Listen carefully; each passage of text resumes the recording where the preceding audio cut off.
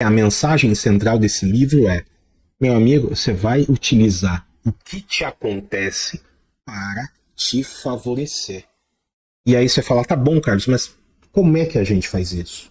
Tá? Então, no livro, ele fala de 3 princípios ou 3 disciplinas que você precisa adotar para transformar os seus obstáculos em caminhos para você avançar, para você chegar aonde você quer.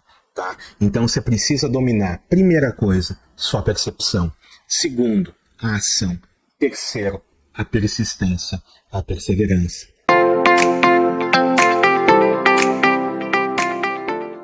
Olá, bom dia, tudo bem com você?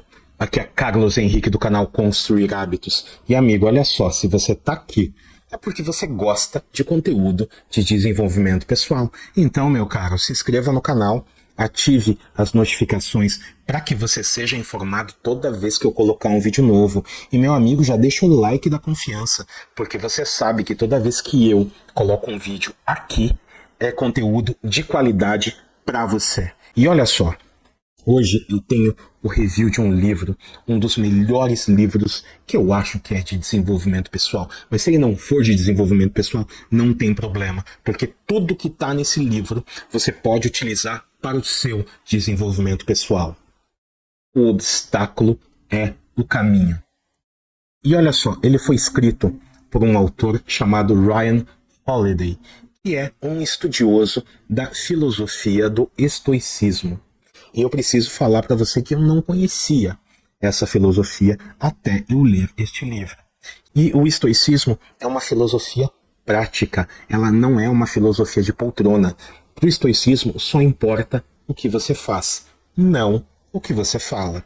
E o estoicismo ele tem como 3 princípios básicos o seguinte: primeiro, haja virtuosamente. Segundo, foque naquilo que você tem controle e aceite o resto. Terceiro, assuma a responsabilidade por aquilo que você tem controle. Para quem que é o vídeo de hoje? O vídeo de hoje é para você que está com uma dificuldade, é para você que tem um problema, é para você que nesse momento agora, na sua percepção, tem um obstáculo gigante que você não sabe como transpor. Então no vídeo de hoje eu vou te passar as ideias que esse autor coloca no livro para te ajudar a fazer isso, para te ajudar a transpor esse obstáculo, para te ajudar a melhorar essa situação, para te ajudar a pensar de uma forma diferente e solucionar ou contornar esse obstáculo que você tem agora. Beleza?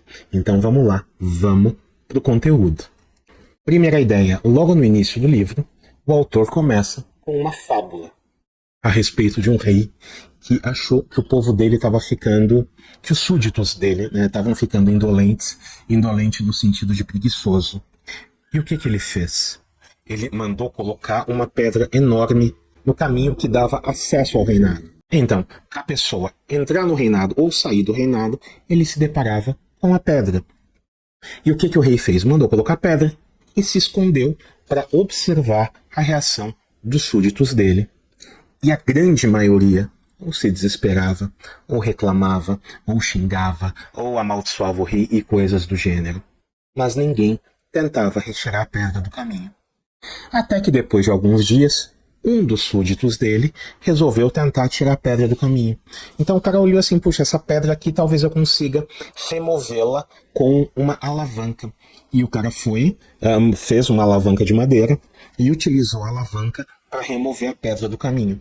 E debaixo da pedra ele encontrou um pote com moedas de ouro e um bilhete do rei que tinha a seguinte mensagem: o obstáculo no caminho é o caminho.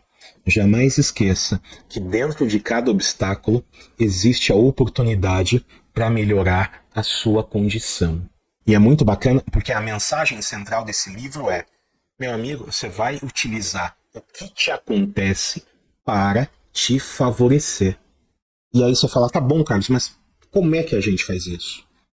Então, no livro, ele fala de 3 princípios ou 3 disciplinas que você precisa adotar para transformar os seus obstáculos em caminhos para você avançar, para você chegar aonde você quer. Tá? Então você precisa dominar, primeira coisa, sua percepção. Segundo, a ação. Terceiro, a persistência, a perseverança.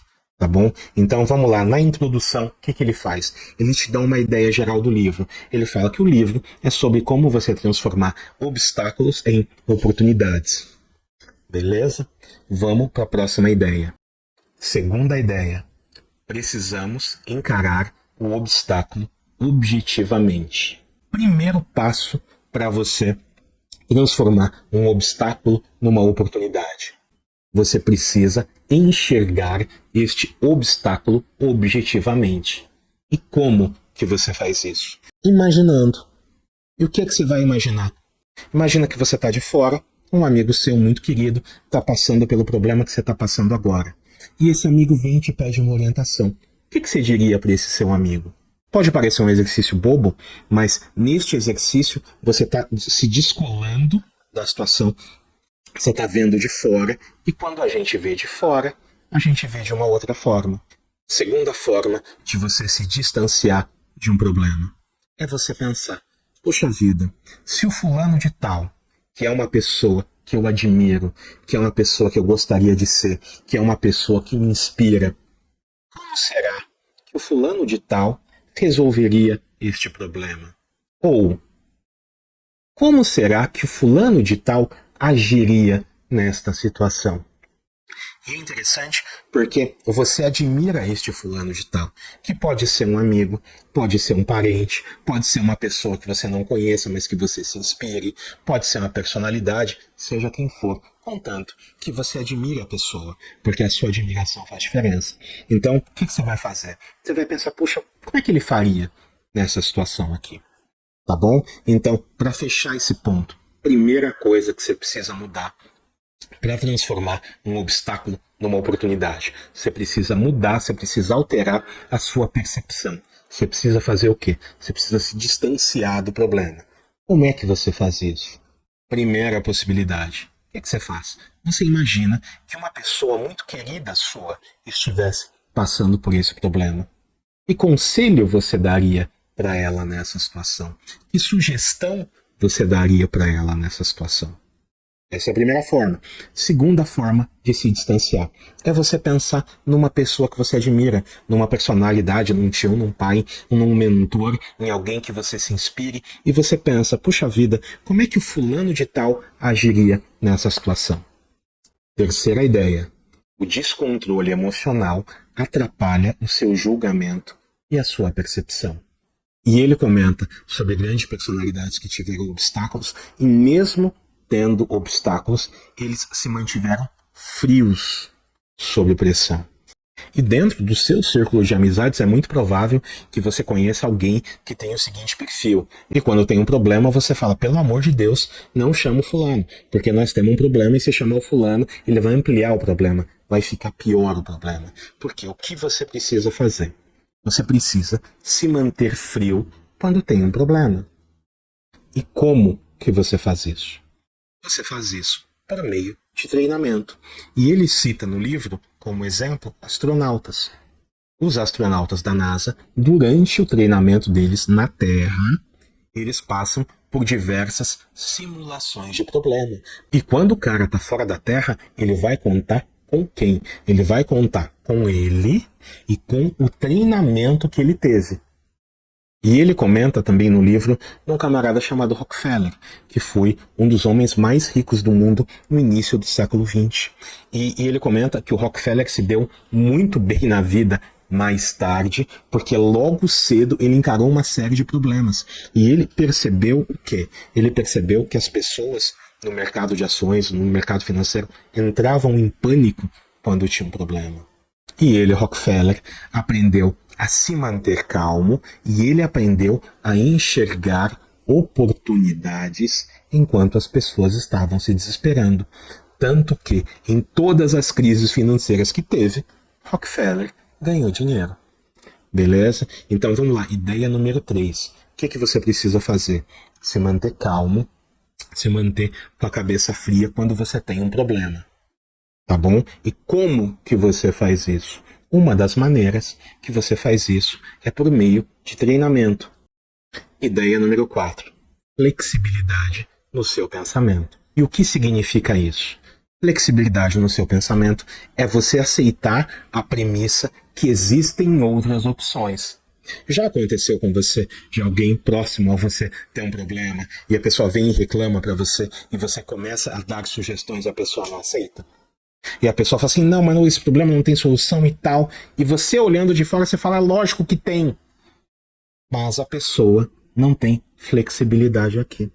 E essa ideia número 4, ela é muito boa porque ela complementa as ideias anteriores. Na ideia anterior, eu falei para você de você se distanciar do problema, de você olhar objetivamente e depois de você se manter calmo sob pressão. E como que você consegue fazer isso? Você precisa, para você fazer isso, você precisa ter flexibilidade no seu pensamento. Uma das formas de você ter flexibilidade é o quê? É você mudar a sua perspectiva. E quando você imagina que o problema não está acontecendo com você, mas está acontecendo com uma pessoa querida sua, um amigo. E quando você pensa na resposta que você daria para ele, você está mudando de perspectiva. Você está saindo do problema e você está olhando de fora. E olha só, quando a gente olha de fora, a gente consegue ver o quadro todo. Eu não sei se você joga xadrez. Eu gosto de xadrez. Sou um jogador sofrível. Eu sou ruim de xadrez, mas eu gosto de xadrez. E uma das coisas, um dos princípios do xadrez é o seguinte, é você, quando você fizer um movimento, você levar em conta o tabuleiro inteiro.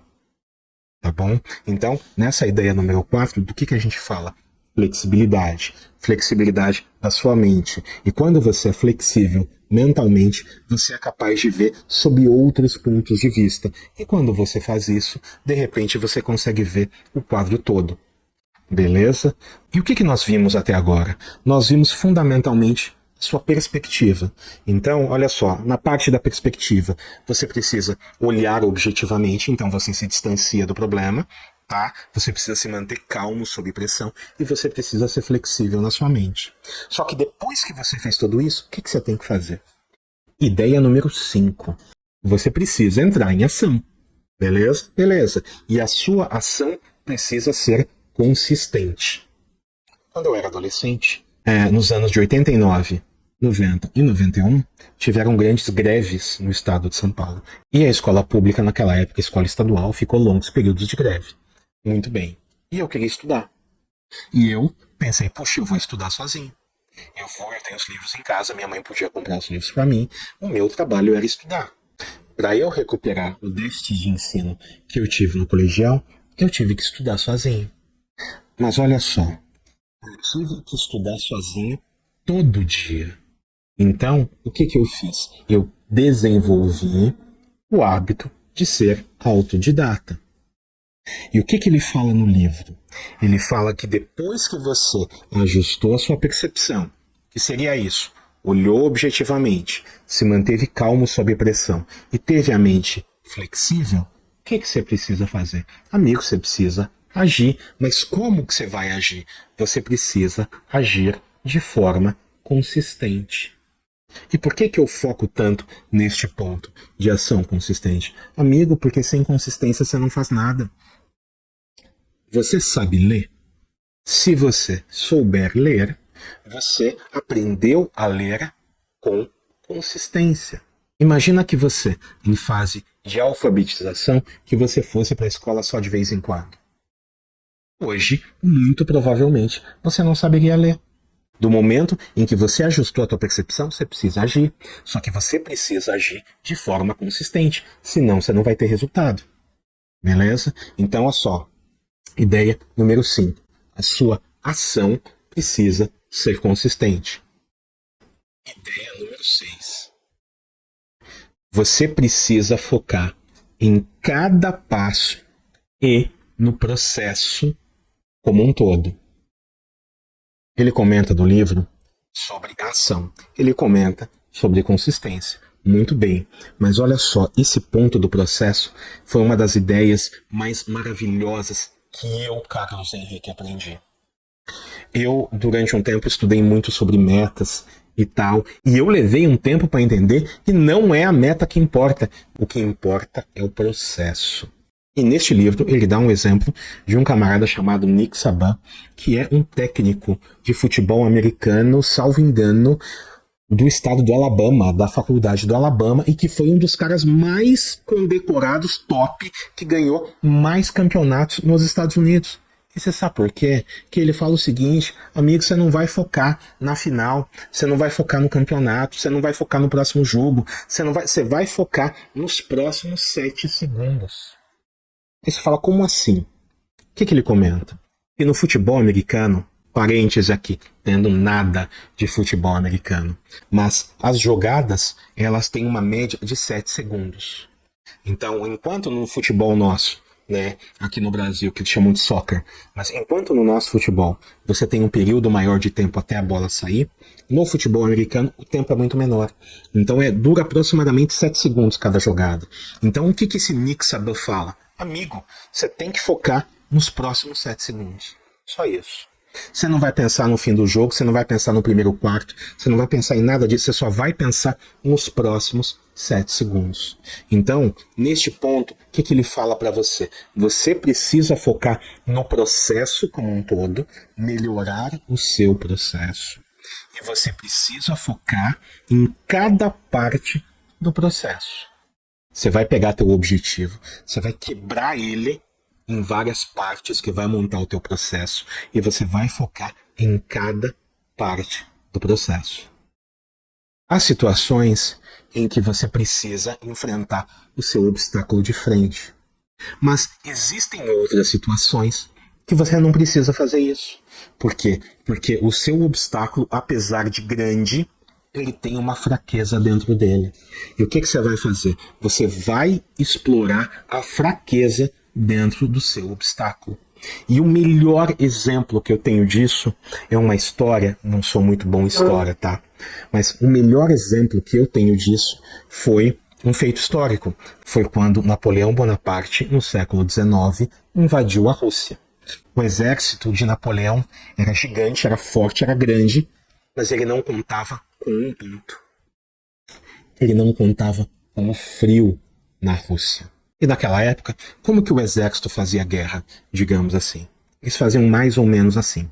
Eles avançavam numa cidade, tomavam a cidade, e ali eles pegavam alimentos e eles descansavam. Certo? Então, ele avança numa cidade, ele pega suprimento, ele pega alimento, ele descansa, até ele ir para a próxima cidade. Muito bem. O que os russos fizeram? Os russos utilizaram a estratégia de terra arrasada. Os russos fugiram das cidades. Mas olha só, os russos fugiram da cidade e não deixaram nem alimento, nem abrigo para os franceses. Então, à medida que o exército francês ia avançando, primeiro, não tinha lugar para ele se abrigar, segundo, não tinha comida. E um ponto muito importante, na Rússia é frio pra caramba. Tanto que, à medida que o exército de Napoleão ia avançando, as pessoas iam morrendo. Por quê? Por causa do frio. E porque não tinha nem comida nem abrigo. Os russos atacaram os franceses? Não. O que eles fizeram? Eles deixaram o inverno atacar os franceses. Que era uma coisa que o Napoleão Bonaparte não tinha previsto. Cara, os franceses perderam muita gente, até que chegou um momento que o Napoleão Bonaparte desistiu e voltou. E ele voltou derrotado porque tinha perdido um monte de gente e ele não conseguiu o objetivo que ele queria. Esse exemplo histórico é muito bom porque dentro do exército gigante do Napoleão tinha uma fraqueza. E o que os russos fizeram? Os russos exploraram essa fraqueza. O exército do Napoleão não estava preparado para o inverno russo.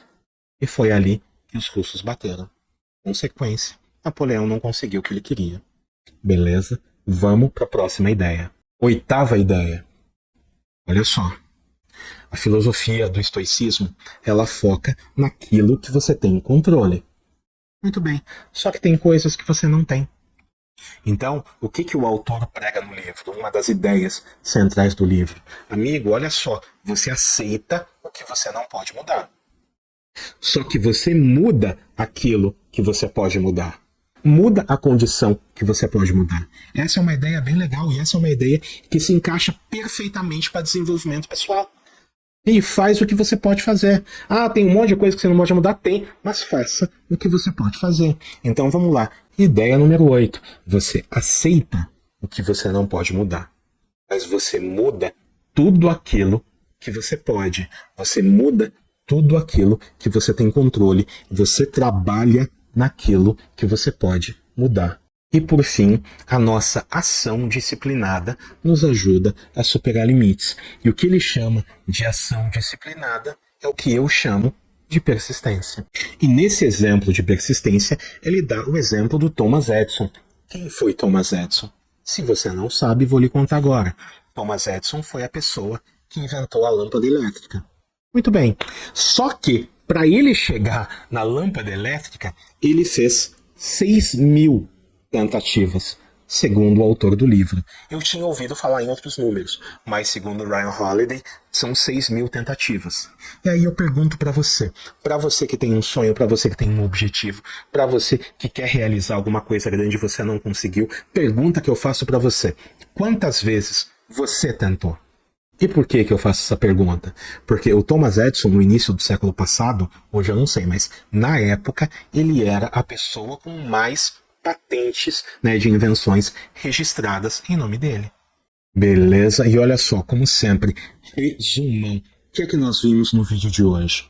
O vídeo de hoje é um review do livro O Obstáculo é o Caminho. E eu trouxe para você o que eu considerei ser as melhores ideias do livro. E do que esse livro trata fundamentalmente? Primeiro, você pegar o obstáculo que tem na sua vida e buscar dentro dele oportunidades. Beleza, beleza. E como é que você faz isso? Primeira coisa, você precisa observar objetivamente seu obstáculo.